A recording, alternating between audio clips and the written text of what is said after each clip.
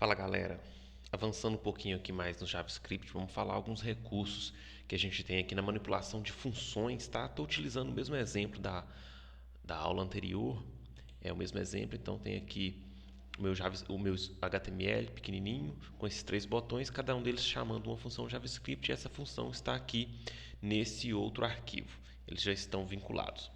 A primeira coisa é a seguinte: a gente está acostumado a colocar nomes nas funções, né, nas linguagens tradicionais.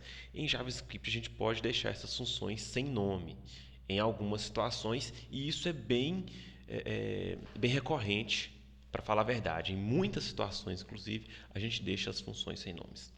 Bom, primeira situação, eu posso, ao invés de utilizar a função diretamente com o nome assim, criar essa função sem nome e guardar essa função dentro de uma variável. E quando eu precisar, eu utilizar esse nome de variável para me referir à função. Vamos fazer um exemplo com isso daqui, tá? Eu vou...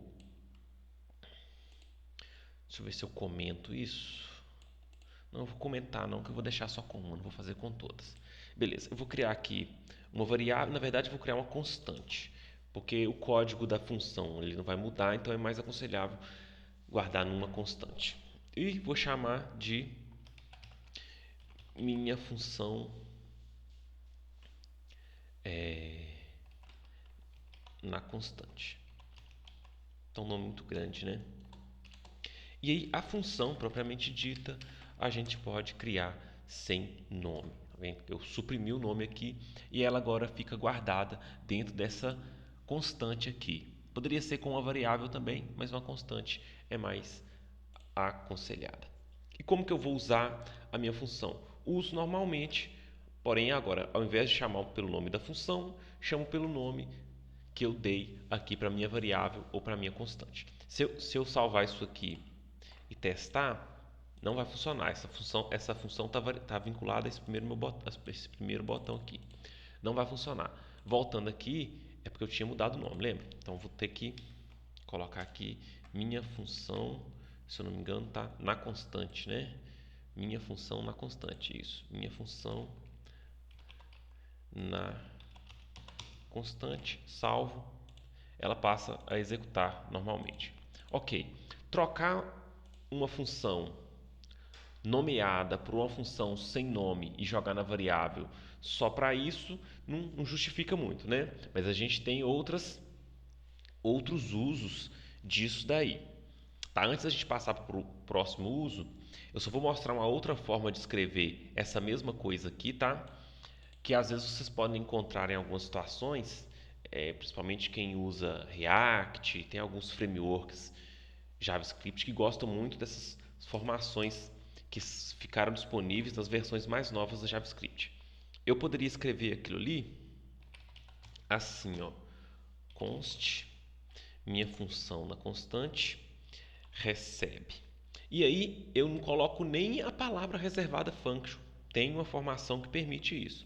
Eu coloco um parênteses indicando quais que são os parâmetros. Né? Nesse caso aqui a gente não tem parâmetro, então esse parênteses vai ficar vazio. E depois eu coloco isso aqui, ó. Se for uma funçãozinha pequenininha que só retorna, por exemplo, a multiplicação de alguma coisa, você não precisa nem colocar chaves. Você já poderia colocar aqui, por exemplo, sei lá, x vezes y. Ela já consideraria se essa função recebesse, né? Se essa função recebesse dois parâmetros, por exemplo, assim, ó. Você poderia considerar que ela já retornaria o produto desses dois parâmetros. Então isso aqui é uma função com esse nome e ela recebe dois parâmetros e retorna esses dois parâmetros multiplicados. No nosso caso aqui, para fazer uma equivalência com essa de cima, como a gente tem uma função que tem mais de uma linha, a gente vai precisar de colocar as chaves. E aí a gente coloca o código da função normalmente. Certo? Então é uma forma diferente de escrever o cabeçalho e de resumir a função em determinadas situações que vocês podem encontrar sem ver a palavra reservada function aqui, mas é uma função, tá? Eu particularmente prefiro isso aqui porque é mais intuitivo, porque tem a palavra function aqui. Esse aqui economiza código, sim, mas eu ainda prefiro essa daqui. Beleza, então essas duas formas referem-se à mesma coisa, tá? Eu vou deixar essa parte de baixo aqui comentada. e vou dizer o seguinte: forma alternativa de escrever a mesma função assim. Beleza. Em todo caso, assim ou assim, eu tenho a minha função guardada em uma constante. Poderia ser uma variável também. E aí depois eu poderia utilizar essa função. Onde que eu poderia usar? Eu estou usando igual eu estou usando aqui, né? Eu poderia usar em outras situações. Eu vou criar aqui uma função para eu utilizar na hora que a página carregar. Tá, então vou criar ela tradicionalmente assim, né? Do jeito que a gente fez antes. E só vou dar um alerta.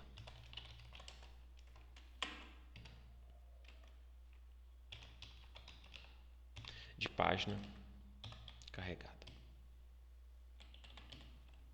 Para que essa função rode na hora que a página estiver carregada, eu tenho que fazer a vinculação de evento. Não é isso? Para eu fazer a vinculação de evento de página carregada, eu não tenho como colocar aqui direto na window. Às vezes coloca até no body e tal, mas como eu tenho esse objeto window pronto, eu posso fazer assim, ó, window.onload recebe carregado. Uma observação: eu estou colocando aqui o nome da função, certo? Significa que eu estou dizendo que quando a janela carregar, eu executo essa função.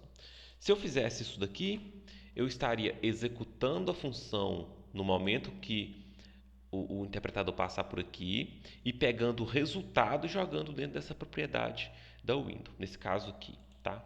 No caso, eu não quero executar a função agora, eu só quero que ela seja executada quando a janela carregar. Beleza. Então, quando a minha janela recarrega, ó, ela executa aquilo. Inclusive, isso aqui é uma outra forma de fazer vinculação de evento, tá? Na próxima aula a gente vai comentar um pouco sobre isso. Mas onde que eu quero chegar? Onde eu quero chegar é o seguinte: que se eu tivesse a minha variável aqui recebendo a minha função anônima, eu também poderia fazer essa mesma coisa. Então eu começo a trabalhar, fica um pouco mais intuitivo porque eu começo a trabalhar jogando dados em cima das propriedades, fica mais simples para mim. Eu considero que a minha função também é um dado que está guardado aqui dentro de uma constante, né? E aí eu passo esse dado aqui para a propriedade do objeto que eu quero preencher. Vamos fazer um outro exemplo aqui. Eu vou criar uma função que vai ficar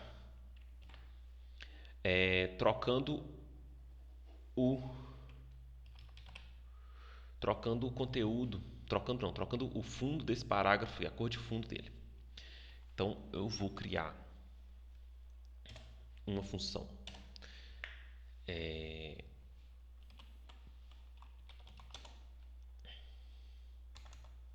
anônima também.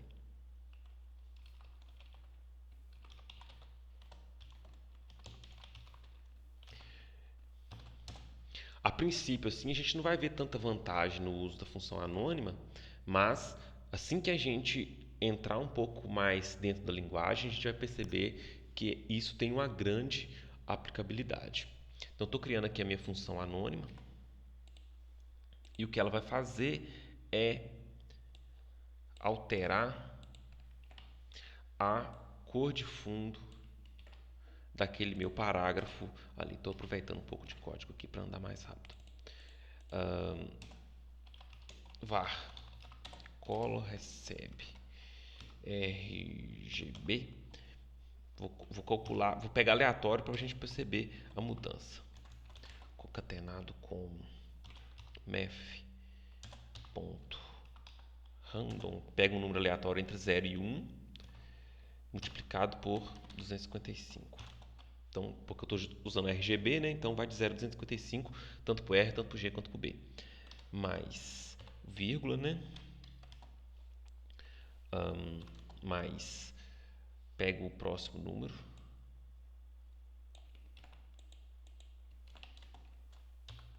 Mais, vou quebrar a linha aqui para ficar um pouco melhor a visão.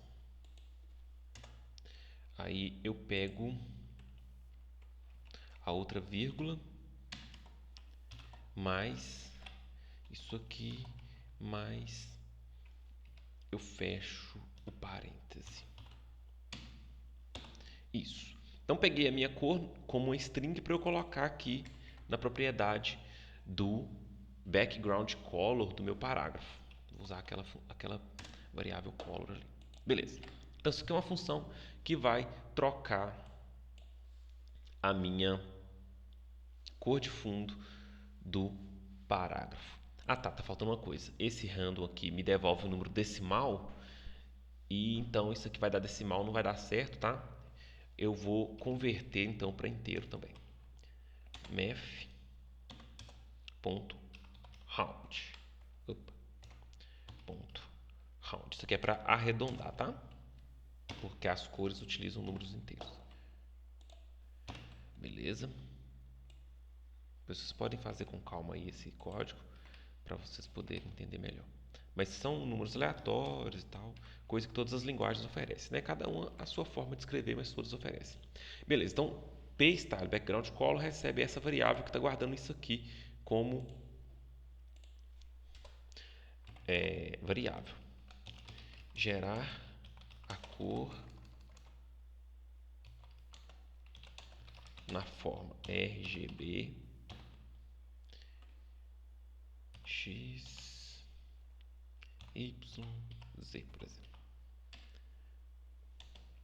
Mas só que aleatoriamente. Beleza, então toda vez que essa função aqui for chamada, ela vai trocar a cor desse cara aqui com a cor aleatória.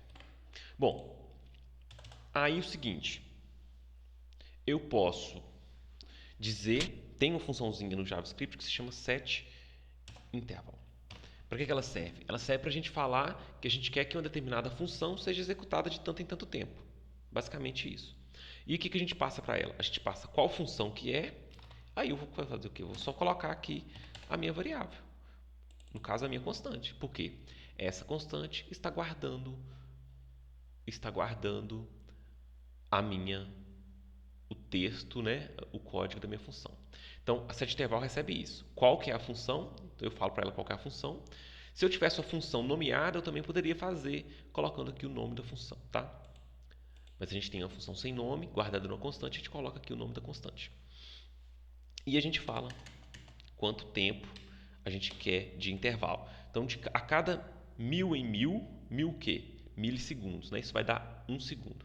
A cada 1000 em 1000 milissegundos, ou seja, a cada segundo, ele vai fazer a troca da cor. Já tá rodando aqui, porque isso aqui está com o live server, né? E já vai automaticamente. Assim que eu salvo aqui, já começa a funcionar. Então, a cada 1 segundo, ele roda isso aqui, por causa disso aqui. Beleza. Aí, eu vou entrar na segunda parte, que é o seguinte. Nós aprendemos que a função pode ter nome, pode não ter nome, não é isso? E a gente viu também que a gente pode guardar a função dentro de uma constante ou dentro de uma variável e usar o nome da constante ou variável para acionar a função. Quando eu quiser executar, eu coloco parênteses, e quando eu quiser simplesmente informar qual a função que é, eu coloco sem o parênteses. Então aqui eu estou simplesmente informando qual a função que é sem parênteses. Beleza. Vou comentar isso daqui. E vou refazer isso de uma outra maneira.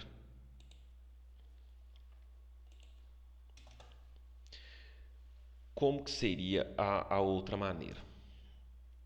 É utilizando o que a gente chama de callback, que é esse mesmo esquema aqui, na verdade, né? Quando a gente passa uma função como parâmetro para outra função e ela vai executar lá internamente. Então eu chamei o meu, aqui no caso, é um método, na verdade, da window, só que a gente não precisa escrever o window aqui na frente. Então, mas é como se fosse uma função e eu passei como parâmetro outra função. Isso aí é o que a gente chama de callback, tá? Só que é muito comum, mais do que escrever dessa forma, é já colocar aqui direto. É já colocar aqui direto o texto da função, aqui dentro. Então, preste atenção nessa transformação. Ó. Eu vou chamar o meu set intervalo com parênteses. É bom até a gente escrever já o parênteses, ponto e vírgula por inteiro, para a gente não ficar perdido. E aí eu vou colocar aqui, ó, a função que vai ser executada. Ela vai aparecer aqui, tá? A minha função vai aparecer aqui, vírgula, o tempo. Não é isso? Exatamente o que está aqui em cima. Só que ao invés de eu colocar o nome de uma função aqui, ou uma constante ou variável que seja guardada da minha função, eu posso criar a função diretamente aqui dentro. Aí eu crio uma função anônima, com parênteses e chave, normalmente, e coloco o código inteiro aqui. Então, geralmente, essa é a forma que vocês vão ver mais no JavaScript. A função anônima, já passada como parâmetro, mas criada ali dentro mesmo. Criada aqui dentro. Ao invés de ser criada fora e aqui passar o nome, já se cria aqui dentro. E às vezes isso aqui gera um pouco de confusão, porque gera uma cascata grande de funções. Mas aí eu vou criar a função aqui dentro mesmo, com seus parênteses e suas chaves. No caso, é uma função que eu vou utilizar só aqui, não justifica, né, ela existir em outros lugares, por isso que existe essa prática de se criar ela aqui dentro. Beleza, dou Enter. Então, primeiro eu faço o comando inteiro, para depois eu fazer o comando interno das funções, senão a gente fica perdido nas chaves. Note que a hora que eu der Enter aqui, ó, a gente vai ter muita chave fechando, nomes parênteses fechando logo à frente, e às vezes isso deixa um pouco a gente confuso. Então é bom fazer a linha, fazer linearmente, depois se dá Enter no lugar que você vai codificar. O código é o mesmo daqui de cima.